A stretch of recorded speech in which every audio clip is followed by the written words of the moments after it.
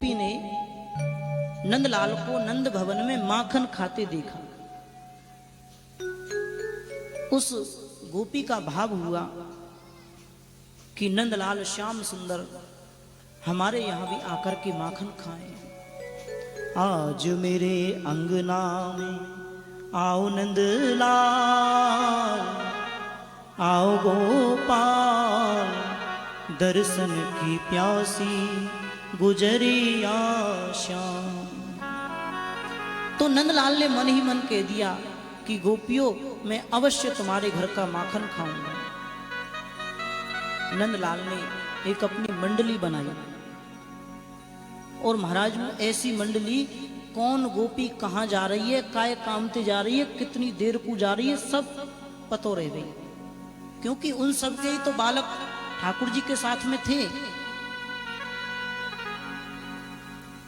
ठाकुर जी ने बड़ी सुंदर अपनी मंडली बनाई और सब सखानते कही कि देखो भैया सखाओ, ये जो गोपियां हैं ना ये मथुरा ले जाती हैं माखन को,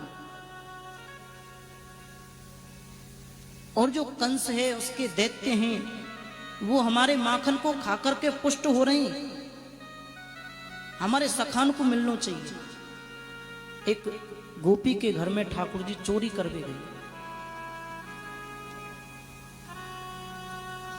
घर में चोरी करी। अब तो महाराज गोपी ने पकड़ लियो ठाकुर जी को, कन्हैया चोरी करने लग गए और सब सखा भाग गए और ठाकुर जी पकड़े गए। बोले देख सखी मैं अब चोरी ना करूंगा, तू मुझको छोड़ दे। नहीं नहीं कन्हैया मैं तो को ना छोड़ूंगी। अरे गोपी मुझको अब की बार तू छोड़ दे, कोई बात नहीं है। नहीं नहीं मैं नहीं छोड़ूंगी।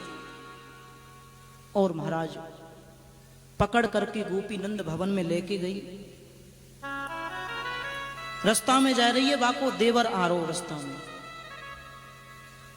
अब तो ठाकुर जी से पूछी भैया इशारे में बात सखाने जो वह गोपी को देवर आ रो। गोपी ने घूंघट मार रखो, क्योंकि भैया हमारे ब्रज में तो ऐसी रिवाज है घूंघट की। सोई पकड़ के ले जा रही है महाराज, वह सखाने इशारों करो भैया कहाँ जा रहे हो।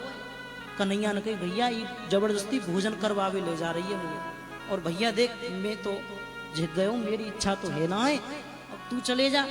बस सखान कही ठीक है। ठाकुर जी ने वह गोपी ते कही अरे गोपी मेरी कितनी कोमल कलाई है, तू दूसरे हाथ को पकड़ ले। और जब दूसरे हाथ के चक्कर में वह सखा को हाथ पकड़ाए कि महाराज तुरंत दूसरे रास्ते से नंद भवन में प्रवेश कर गई। अब तो महाराज गोपी जा रही है बड़ी उमंग लेके कि आज मैं मैया यशोदा को रंगे हाथन कन्हैया को पकड़ाऊंगी। और ठाकुर जी नंद भवन में वह गोपी ने जाके हल्ला मचायो, मैया ओ मैया। मैया ने कही अरे बहन कहा बात है, मैं आ रही हूं, रुक तो सही। देख मैं तेरे लाला को आज रंगे हाथन पकड़ के लाई हूं। अच्छा तू मेरे लाला को? हाँ मैया। मैया ने लाला को आवाज दी कन्हैया ओ कन्हैया। अब महाराज सामने ते कन्हैया आ रहे हैं। जब वह गोपी ने घूंघट खोल के देखो तो महाराज वह को देवर। अब ठाकुर जी इशारे में बोले देखो गोपी तेने मेरे संग में अब ऐसो मत करियो, यदि अब तेने ऐसो करो ना अब तो तेरे देवर को हाथ दियो, आगे ते तेरे खसम को हाथ तेरे हाथ में दे दूंगो। महाराज गोपी पसीना पसीना है गई, ना तो नंद भवन ते बाहर जावे की ना मैया ते कशु केवे की। अब वाने सब गोपीन ते जाए के कही कि मेरे संग कन्हैया ने ऐसे ऐसे करो। उन सब सखी ने फिर सलाह बनाई अब के कन्हैया को हम पकड़ लेंगे। सब ने सलाह बनाई महाराज। अब की बार कन्हैया भी बड़े सावधान है, तो एक छीके पर मटकी लटका दी और उसमें घंटी को बांध दिया कि कन्हैया आएंगे और जैसे मटकी को हिलाएंगे घंटी बजेगी हम तुरंत पकड़ लेंगे। ठाकुर जी अपनी मंडली के साथ सखाओं के साथ में आए, आकर के देखा कि घंटी बंधी हुई है। सबसे पहले घंटी से बोले घंटी तू जानती है मैं कौन हूं? घंटी बोल रही है, हाँ प्रभु मैं आपको जानती हूं, आप पर ब्रह्म परमात्मा हैं, स्वामी हैं। तो तुम सेवक हो, सेवक का क्या धर्म होता है? बोले प्रभु आज्ञा मानना होता है, स्वामी की आज्ञा पालन करे।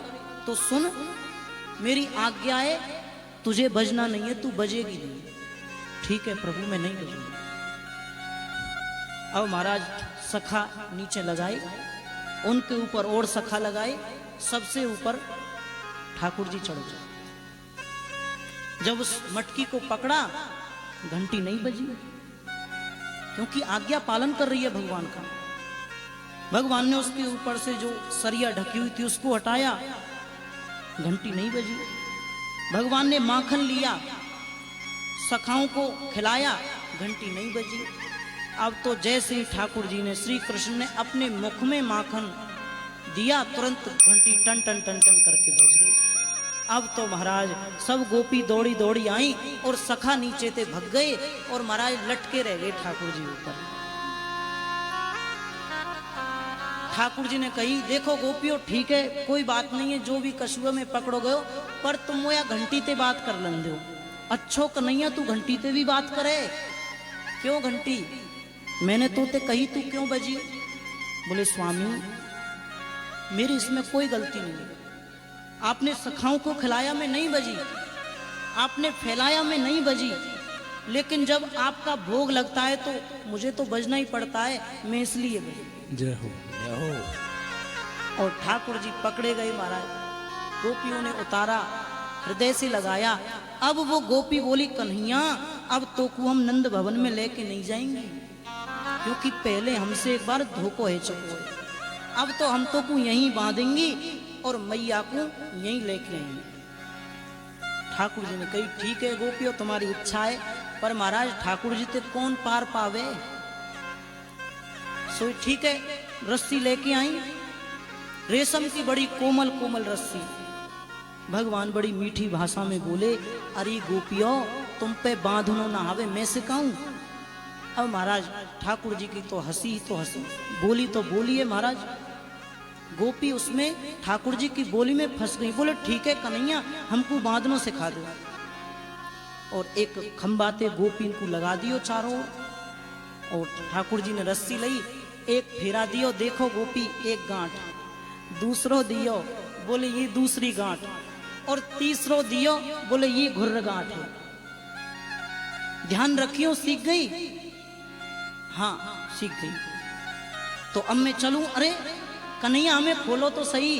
अरे गोपियों मुंह पे बांधो ही आवे, खोलना तो आवे ही ना। और सोई महाराज ठाकुर जी चले गए। ऐसो ऐसो उधम ठाकुर जी गोपिन के घर में करें। एक दिन सब गोपियों ने सलाह बनाई।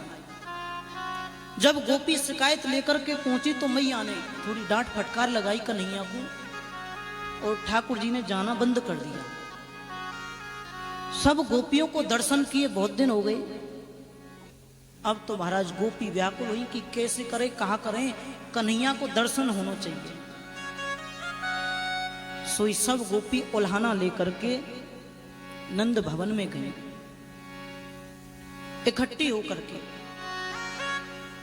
नंद भवन में आवाज लगाई, मैया ओ मैया। मैया ने कही, अरे तुम इतनी गोपी आज कैसे? आज तो कोई उत्सव ना है, कशु ना है। अरे मैया हम तेरे लाला की शिकायत लेके आएंगे। अच्छा कहाँ शिकायत लाएंगे? मैया एक गोपी बोली, तेरो लाला है ना ये बड़ो ऊधम करे। कहा ऊधम करे मेरो लाला? एक दिना मेरे घर में आए और बोले कि भाभी देख आज अयोध्या के बड़े बड़े संत आए और तू उनको भोजन बना दे, रसोई बना दे। मैंने कही ठीक है लाला मैं रसोई बना दूंगी। मैया मैंने बहुत मेहनत करी, बड़ी मेहनत करी, बड़े सुंदर पकवान बनाए, और जब उन भोजनन को मैं लेके गई ना तो वहां मोह बंदर बैठे पाए। मैंने की अरे लाला